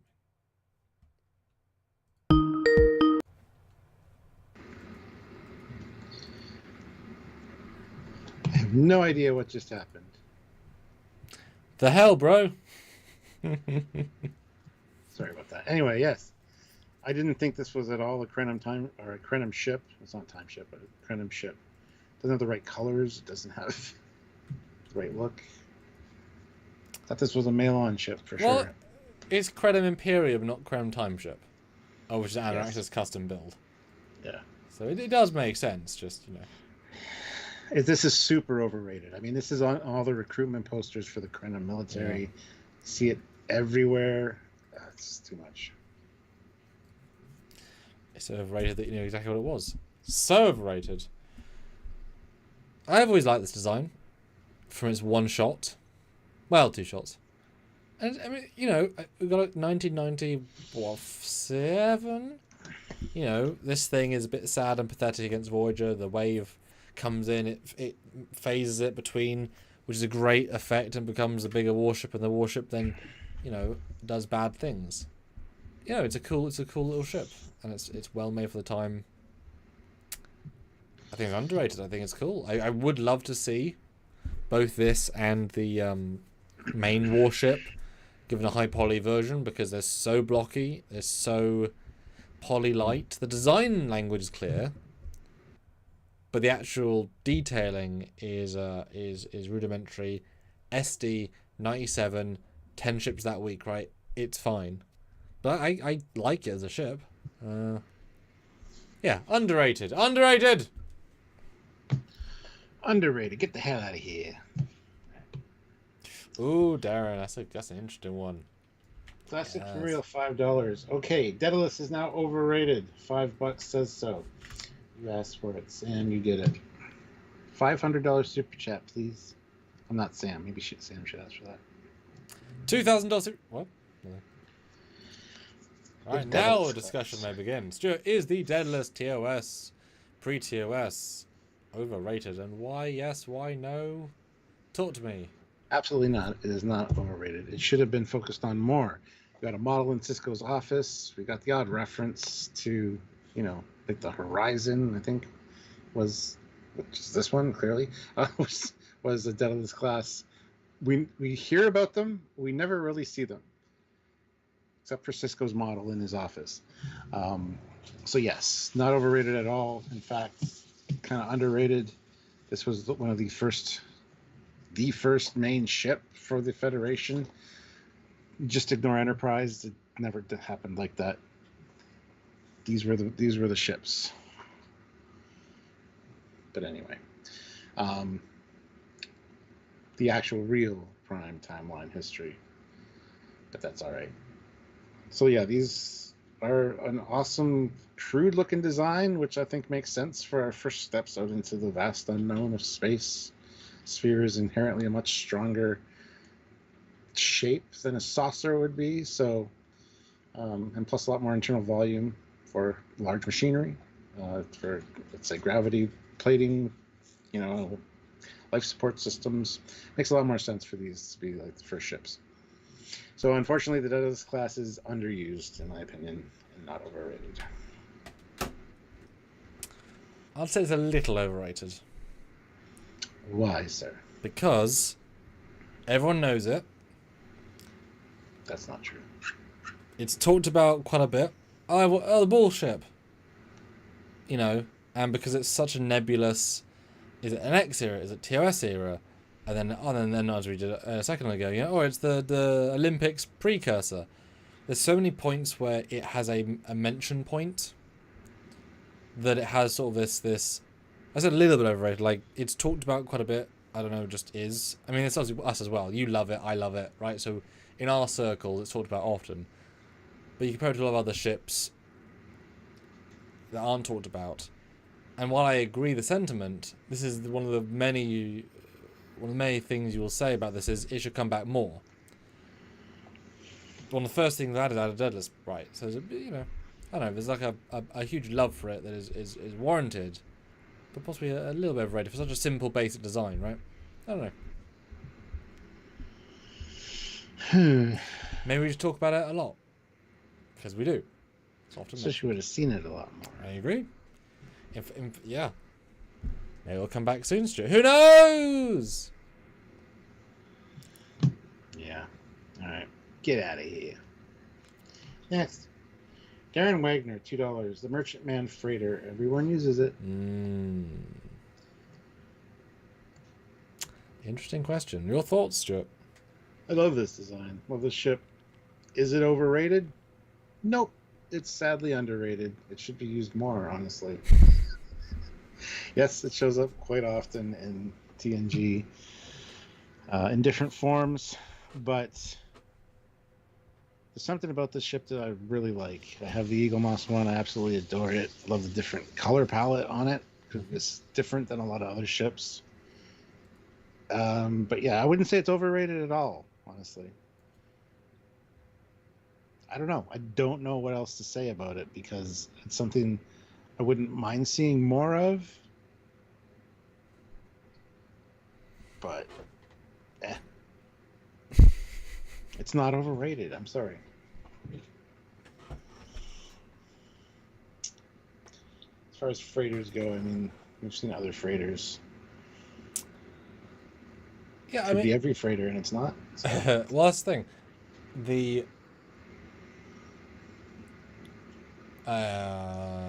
You know what I'm talking about. I haven't started talking yet, but the Packwood ship, that design. Yes. That's everywhere. This is yes. This is not used as much as you think because the other ones always are. Yeah. And so not, and it's how often do you go for a bright red, purpley? Describe the color, right? It's such a unique thing. It's a very specifically Star Warsian that it's got lots of greeblying and they're structural. Because if you look at it, there isn't many actual techie little details. They're structural engine function details.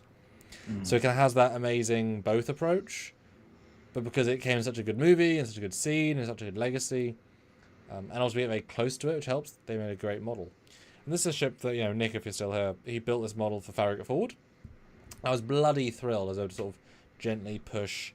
So you guys want a proper version of this, right? Because I want to see it. And once I've had it, I was like, can I put it everywhere? Because it's such a fun, fresh little design that unless you have a model, you can't use it. And it's so annoying to build because of the little detailing. No, I really like it. I think it's underused, and I wish I used it more. But you know, most fan films don't take place with random civilian cargo ships, right? Yeah, I think it's appreciated adequately for how much it's used. I think if it was used more, it'd be great. And I would love to have seen a Deep Space Nine episode where they actually had this as their hero ship, as a callback to Star Trek 3, and to build some sets and kind of develop it a little bit. I think it would have been really lovely, because it would have just brought back all that fun. Whoa, we're on that class of ship. Cool. Yeah. Mm-hmm. Yeah. Yeah, I can get behind that sentiment. I wouldn't mind seeing more of it. Would be good for like a fan film series. Like this is just Yeah.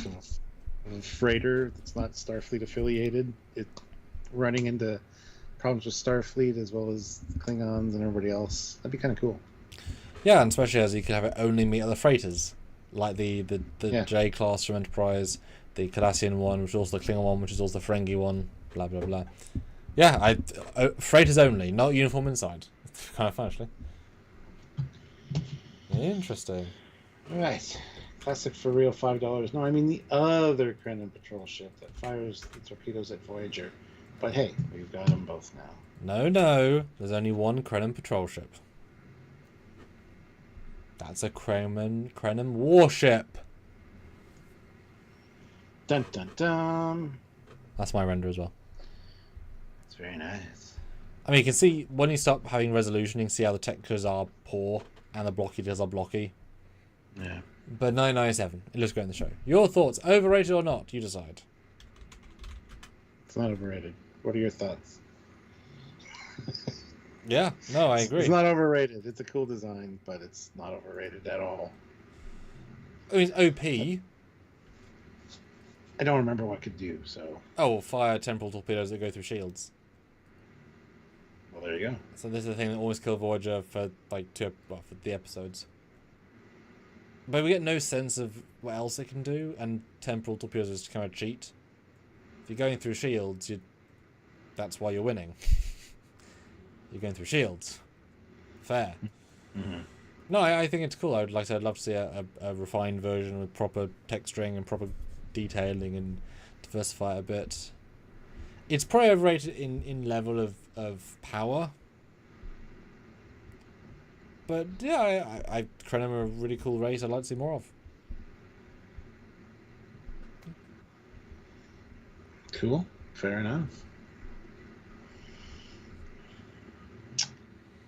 To see more ships in the Krennan fleet, honestly. So I kind of like the way this thing looks. The back end. Yeah. Hmm? It's not. What's the thing where we're going through the air? The physical air. Yep, it's not that at all. No. Doesn't have to be. But that's the thing, it doesn't have to be. Very nice. Stern Von Alk, member for 54 months at the rank of ensign, says the Daedalus is cool. It is. It is cool. It's cool. Classic for real, $5. $5 for next suggestion in chat. Just want to say this is loads of fun and one of the best live ideas yet. P.S. Please make sure this $5 gets to Lola or Precious. Oh. Nobody cares about Dodd, but that's okay. And no one has put a ship in. So next in the chat, normal chat gets one. Next normal chat submission. It's like when a YouTuber puts up a code saying the first person to get it, and it's like, it's now 1 million views, and it's like, you're not that first person, mate. Don't try. And 2 years later. So first non-super chat. Well, we'll cover Darren's while we're waiting. Mm-hmm. Keep an eye on the chat. So Darren throws in $2. The Constellation class is highly overrated. And anyone that uses it is terrible. Just no class. Yes. Dan. Your thoughts for overrated? No, I don't think it's overrated at all. It's almost in every episode of TNG. At least where we see the ready room.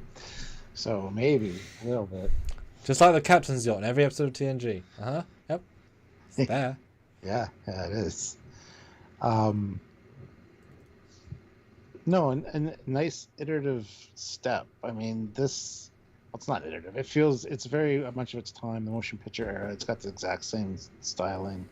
I loved the episode we did on this, by the way. There's quite a bit to learn about this classic design. So, is that his ship? I don't think so. So I just had to find the cleanest render possible. But yeah, we see it in a few different episodes of TNG, and it's an intriguing looking ship with a lot going on. It's kind of busy in spots, and the way that Andrew Probert and Rick Sternbach designed this and has some little anime parts in it, it's got some interesting little things. Is it overrated? No. I think it's just a former era of ship that was used quite a bit. So, of course, you're going to see it once or twice. Not overrated. Ah, thanks, Dan. That was my one. Yeah, it's a tricky one because it might be slightly because it's so memorable in that it plays such an important part in this part of the Trek universe. Yeah. Like season 1 and 2. A little slither. But it's cool. And it's interesting and it's different, but also the same. Mm-hmm. Yeah, I really like it, and having worked with it for Indianapolis, for my fan film things, I've really enjoyed using it. It's really just has such a fresh pattern of look. It's just so different, and it's elegant, it's graceful, even though it's big and bulky. It's really fun to have it fire both top and bottom torpedo launchers. That's awesome. And I really like when I can make the grills glow TNG style, so you get that nice interactive blue as well, because it's quite a bland colour palette, because of course it's refit without spotlights, right? Yeah, I think it's rated fine. I think it could be in more, and I try and do that. But it might be slightly overrated because I feel like it's potentially a ship that might be off base here, but I feel like it's famous enough that more people know about it, and some fans might say, "Well, I love the Constellation class." As if it's cooler than a second tier class of ship. And here we are saying, oh, we like the Janolan. They're like, what? Go third tier. I don't know. Maybe. Does that make sense? I don't think so. Excellent. My reputation remains intact. It feels like the working man of the fleet kind of ship. It doesn't feel sleek. It doesn't feel specialist. It feels like it's a do everything kind of ship. Multiple shuttle bays. There's a lot going on with this thing. Plus the ability to swap out, like, for longevity, the warp coils. Long range. Yeah. It's interesting. It feels like it's the workhorse of the fleet of the time period. Before TNG. So, Anyway, moving on. Yeah. So next up, I guess, is the NX-01 shuttle pod. That was the request. Yeah. Dan, did you think about that for a second, or just throw in the first one you thought about? Because what a shout.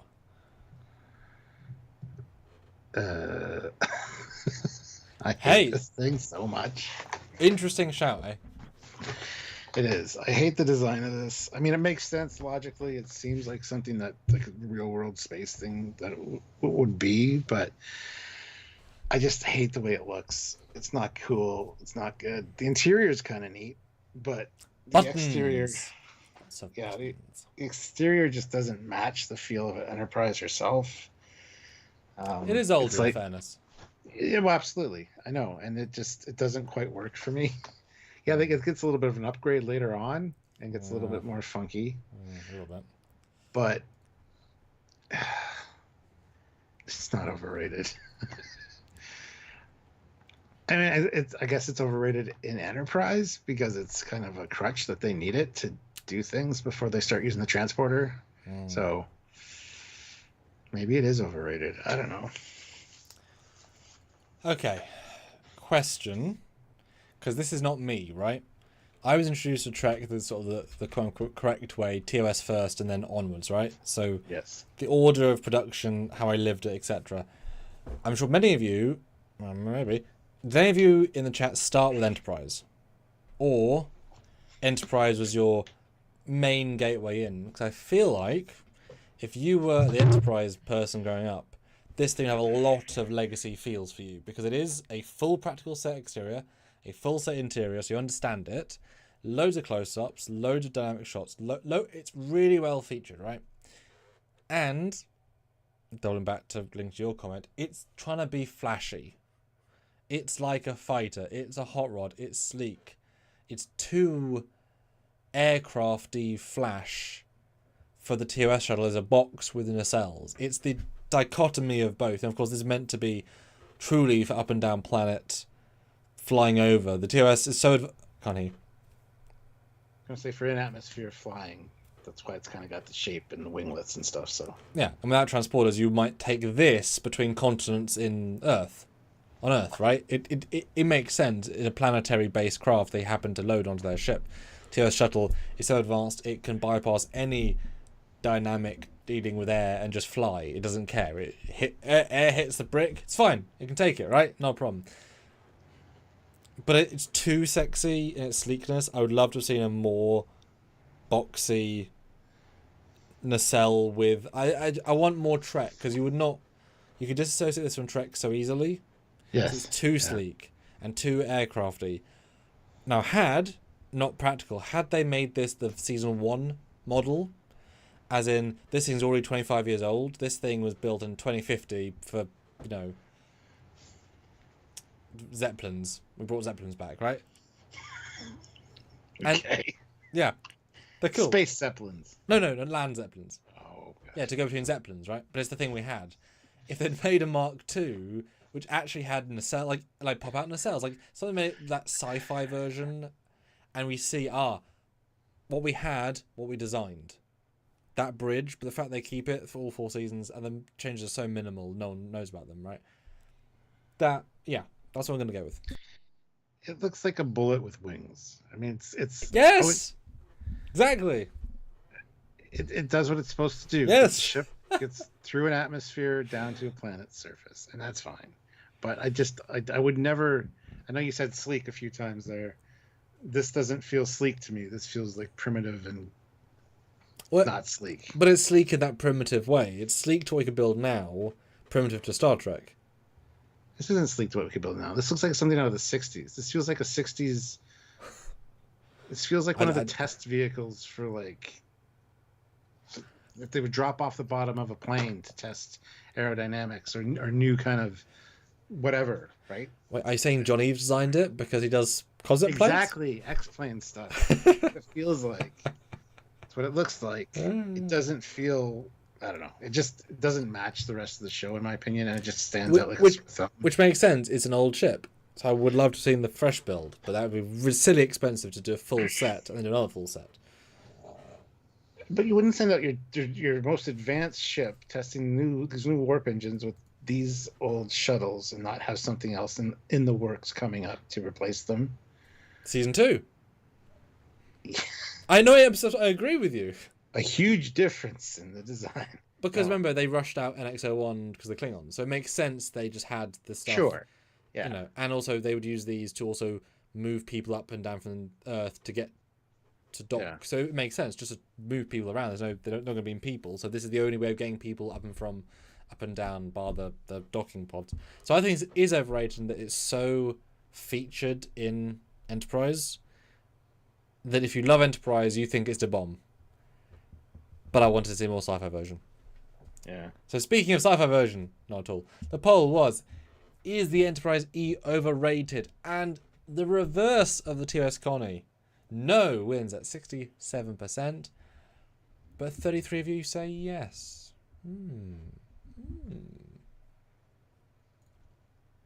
The TOS Enterprise also was a no.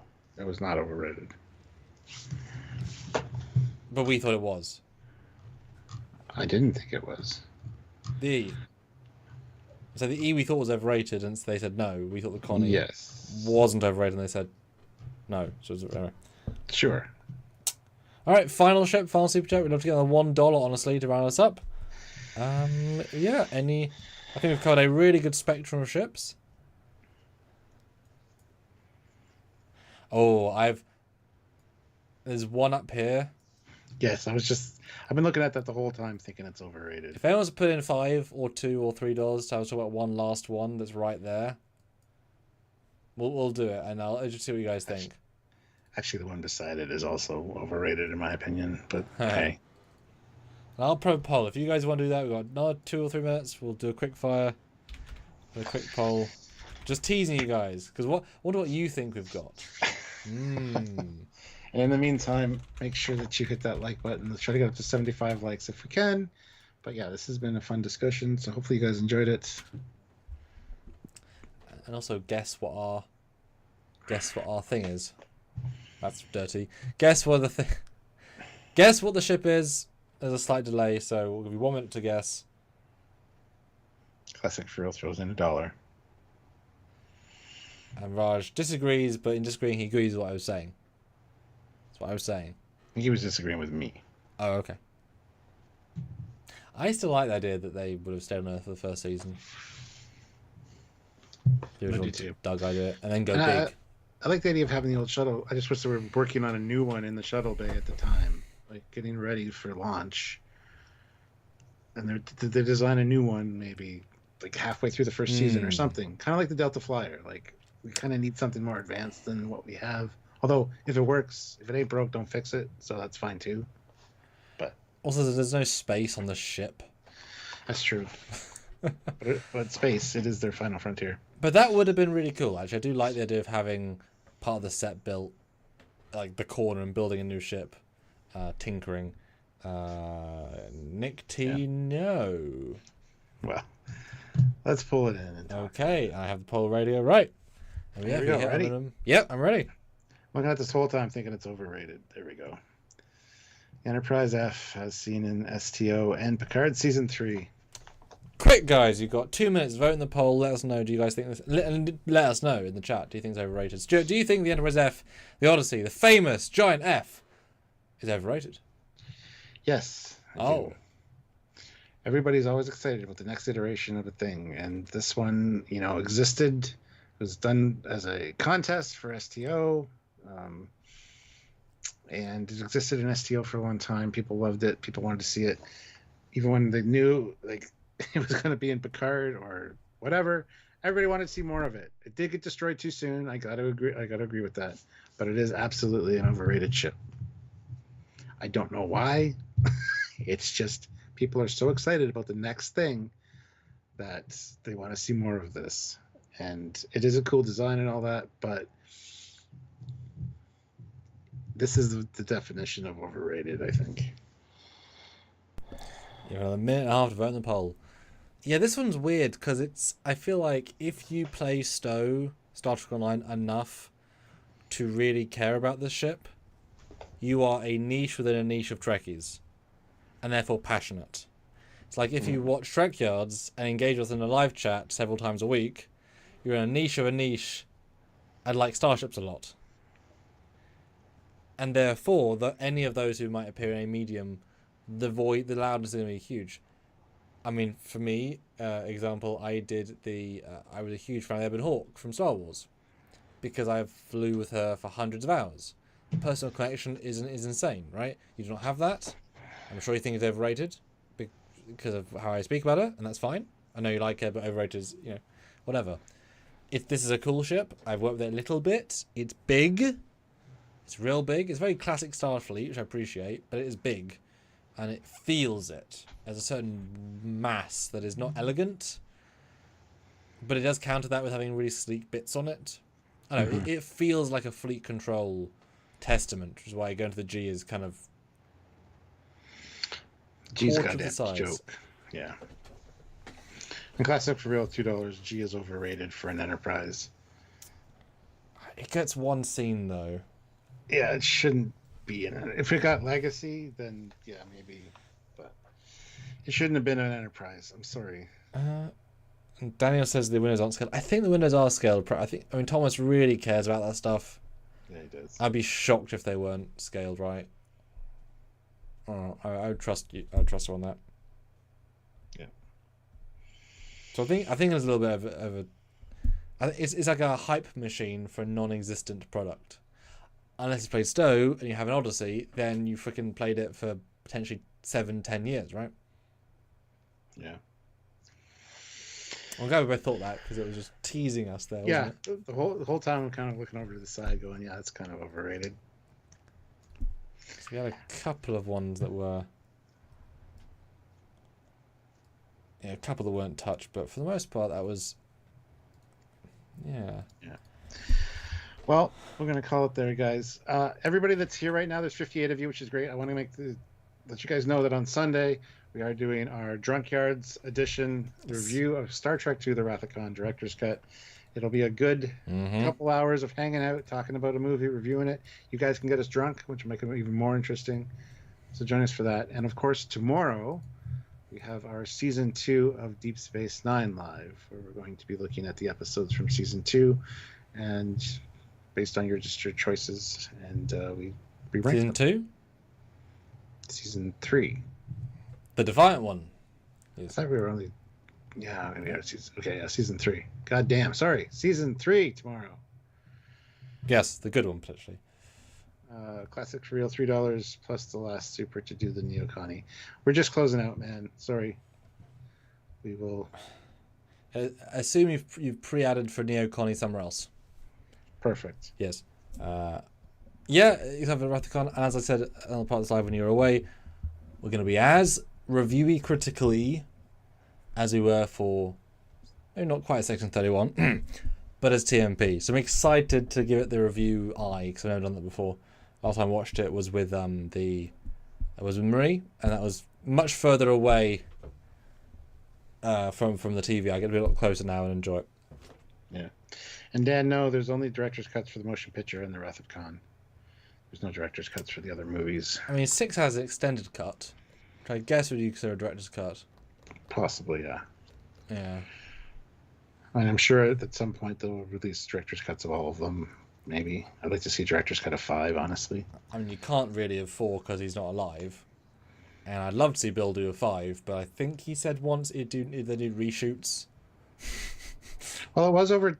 I just found this out today. It was over 2 hours, his original cut, before the credits. And they wanted it to be an hour and 45. So Harv Bennett went in and whittled down 15 minutes. And they kind of negotiated back and forth on scenes to leave in or take out. Huh. So there's 15 minutes at least of Star Trek 5 that's filmed and finished that could be done into a director's cut, which would be awesome. And of course, the irony is Otoy, Sam Witwer, could very easily shoot a new version. They could probably go to the exact same quarry planet and film monsters in CG. I mean, bloody yours CG. That'd be amazing.